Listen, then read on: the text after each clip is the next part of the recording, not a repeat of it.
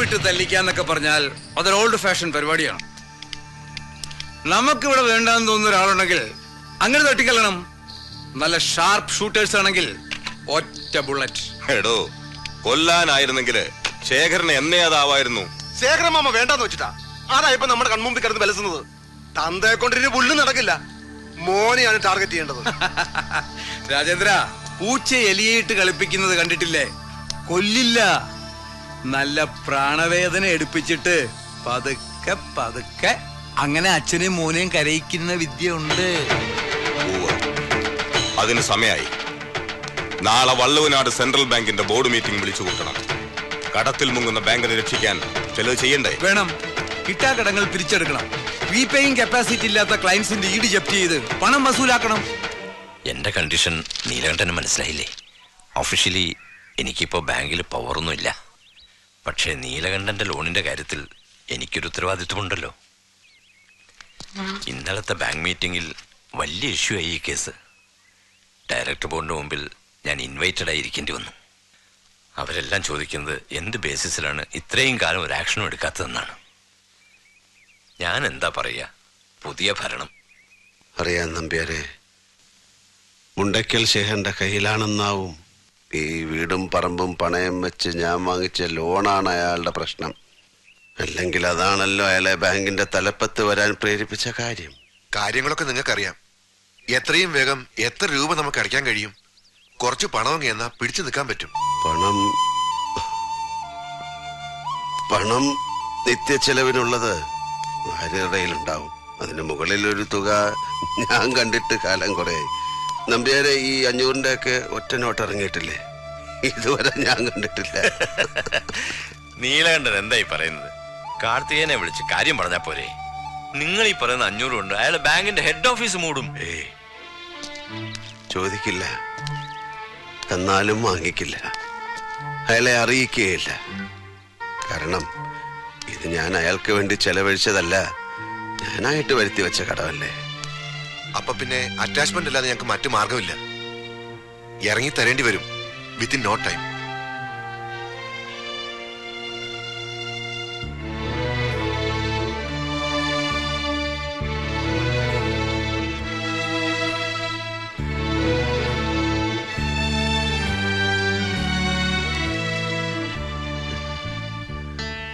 നമ്പ്യാരെ, പറമ്പിന്റെ തെക്ക് ഭാഗത്ത് എന്റെ ഭാര്യ സംസ്കരിച്ച മണ്ണ് അത്തൊടി ഒഴിവാക്കി ബാക്കി ഭാഗം അറ്റാച്ച് ചെയ്തോളൂ.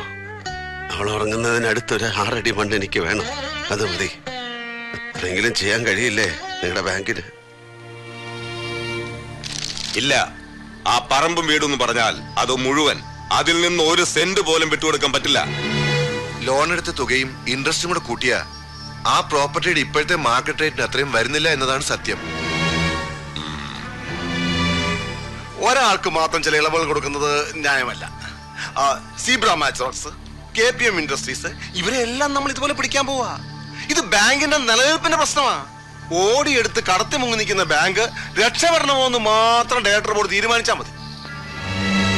നമ്പ്യാരുടെ അപേക്ഷ പ്രകാരം നീലകണ്ഠന് കുറച്ചു ദിവസത്തെ അവധി കൊടുക്കാൻ നമ്മൾ തയ്യാറാണ്. പക്ഷെ അതുകൊണ്ട് കാര്യമില്ലെന്ന് അയാൾ തീർത്തു പറഞ്ഞല്ലോ. ഇതൊക്കെ തന്ത്രമല്ലേ? ആ വീടും പുരയിടും പറ്റ എന്ത് കിട്ടും? അയാള് തലേന്ന് ഒഴിവാക്കാനുള്ള ശ്രമമാണ്. അയാളുടെ മോനെ അറിയില്ലേ, കാർത്തികൻ മോലാളി. അപ്പൊ പണമില്ലാത്ത അല്ലേ പ്രശ്നം? അപ്പൊ വീടും പറമ്പും അറ്റാച്ച് ചെയ്യാൻ തീരുമാനിച്ചു. അതെ. മരണം കാത്തു കഴിഞ്ഞ കാലത്ത് മുഴുവൻ പ്രാർത്ഥന താൻ ഉറങ്ങിക്കിടക്കുമ്പം മരിക്കണമെന്നായിരുന്നു. കഴിഞ്ഞില്ല. താൻ യാത്ര പോലും പറയാതെ പോവുകയും ചെയ്തു. ഇപ്പൊ താൻ ഉറങ്ങിക്കിടക്കുമ്പോ ഞാൻ യാത്ര പറയുക. പടിയിറങ്ങിയ നീലകണ്ഠൻ ഒരേ മണ്ണിൽ അലിഞ്ഞു ചേരാനുള്ള മോഹം കൊണ്ട് ഈ മണ്ണിന് വേണ്ടി കൈനീട്ടി കിട്ടിയില്ല. സാരമില്ലടോ, ഈ മണ്ണിലല്ല താൻ എന്റെ ഉള്ളിലാ ദഹിച്ചത്, എന്റെ നെഞ്ചില്.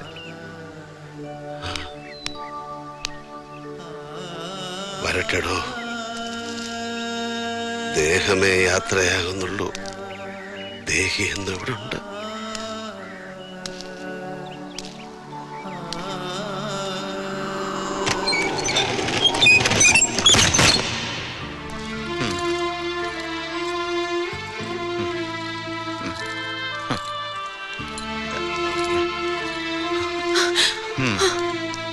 എവിടേക്കാ വരാമോ? കൈ കിട്ടണത് കൈസഞ്ചിയിൽ എടുക്കാൻ പറഞ്ഞു, എടുത്തു. കൂടെ ഇറങ്ങാൻ പറഞ്ഞു, ഇറങ്ങി.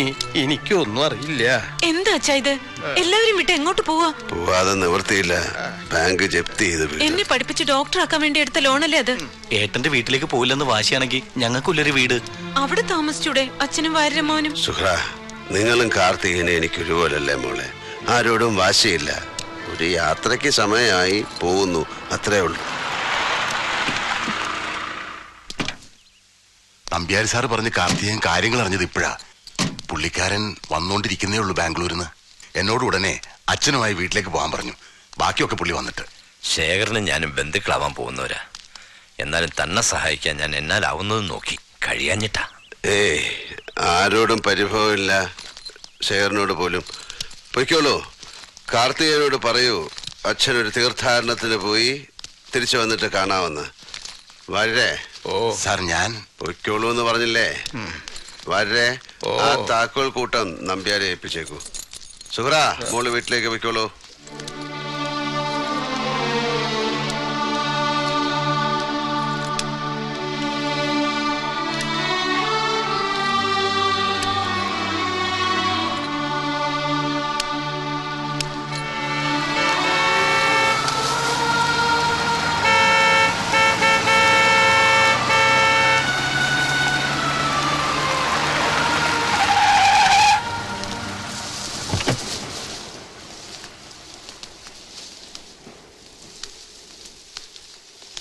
നിക്കടോ.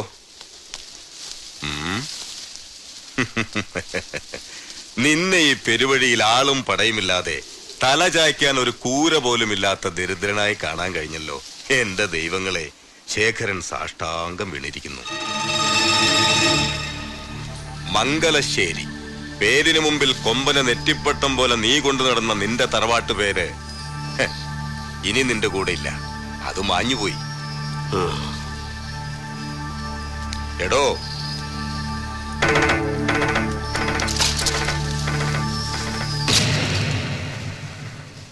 ശേഖര, നിന്റെ ഭാഷയ്ക്ക് ഒരു ശുദ്ധി വന്നിരിക്കുന്നു. മംഗലശ്ശേരി എന്ന പേര് മാഞ്ഞുപോയി. നല്ല പ്രയോഗം. മായണം, മാഞ്ഞു പോണം. പേരും ആഭരണങ്ങളും അടയാള ചിഹ്നങ്ങളും മാഞ്ഞു പോകും. ഒടുവിൽ നഗ്നദേഹമാണ് അഗ്നിയിൽ ദഹിച്ച് ചാരമാവുന്നത്. ഒരു രാജാവും ചെങ്കോലും കിരീടവുമായി പട്ടടയിൽ ഒടുങ്ങിയിട്ടില്ല. നേടിയതും വെട്ടിപ്പിടിച്ചതും ദാനം കിട്ടിയതും വീണു കിട്ടിയതും സ്വപ്നം കണ്ടതും കണ്ണിൽ കണ്ടതും എല്ലാത്തിൻ്റെയും കണക്ക് പുസ്തകവും പിന്നിൽ ഉപേക്ഷിച്ചാണ് പരിത്യാഗത്തിന്റെ യാത്ര. വാനപ്രസ്ഥം തുടങ്ങുക.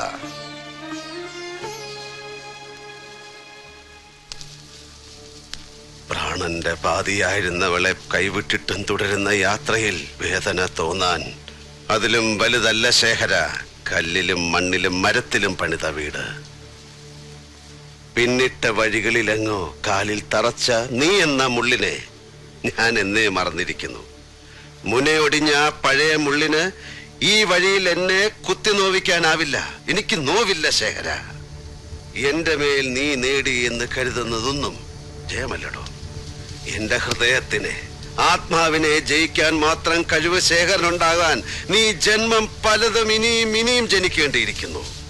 വഴിമാറാം മുണ്ടക്കൽ ശേഖര.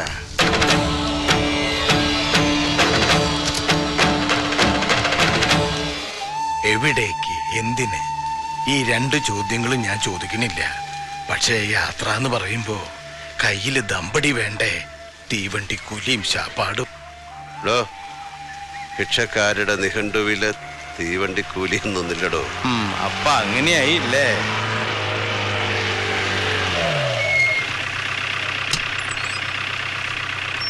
എല്ലാം വിട്ടെറിഞ്ഞ് പോകാനിറങ്ങിയ ആളെ തിരിച്ചു വിളിക്കാൻ വന്നതല്ല. വഴി കണ്ട ഒരു വിവരം പറഞ്ഞിട്ട് പോകാന്ന് കരുതി വന്നതാ. കാർത്തികനെ കൊല്ലാൻ ആളെ ഇറക്കിയിരിക്കുന്നു. മുണ്ടച്ചില ശേഖരനും അനന്തരവും രാജേന്ദ്രനും. തടയാനും പിടിക്കാനും ഞങ്ങൾ 2 വയസ്സന്മാർക്ക് പറ്റിയില്ലെങ്കിൽ പോവും മുമ്പ് മോന്റെ കർമ്മങ്ങളും കൂടി ചെയ്തിട്ട് പോയാ മതി. എന്താടോ ഈ പറയണേ? മോനിപ്പോ എവിടെയുണ്ട്? പോയി നോക്കട്ടെ അവിടെ എന്ത് നടന്നു. അറിഞ്ഞ കാര്യം പോണ വഴി ഇവിടെ ധരിപ്പിച്ചു എന്നേ ഉള്ളൂ. വാടാ യുദ്രോസേ. കാർത്തികേയൻ എന്ന എന്റെ മകന് വയസ്സ് 3 അല്ല പ്രായം. അവനെ കൊല്ലാൻ ആളിറങ്ങിയിരിക്കുന്നു. നുണ പറയാനും പഠിച്ചിട്ടില്ലടോ ഈ കണ്ട വയസ്സായിട്ടും. ആരുടേതാടോ ഐഡിയ? അവൻ്റെതോ അതോ സ്വയം കൃതിയോ?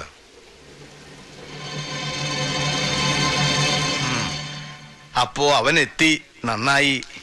എന്താ നീലകണ്ഠ സാറേ, അയാളെ കണ്ടൊന്ന് യാത്ര പറഞ്ഞിട്ട് നമുക്ക് വടക്കോട്ടുള്ള വണ്ടി പിടിക്കാം. എന്താ കാര്യം പറഞ്ഞിട്ട് പോവാന്നേ. സലാമേ, ആ ബാഗൊക്കെ എടുത്തങ്ങോട്ട് വെക്ക. കുറുപ്പേ വാടോ.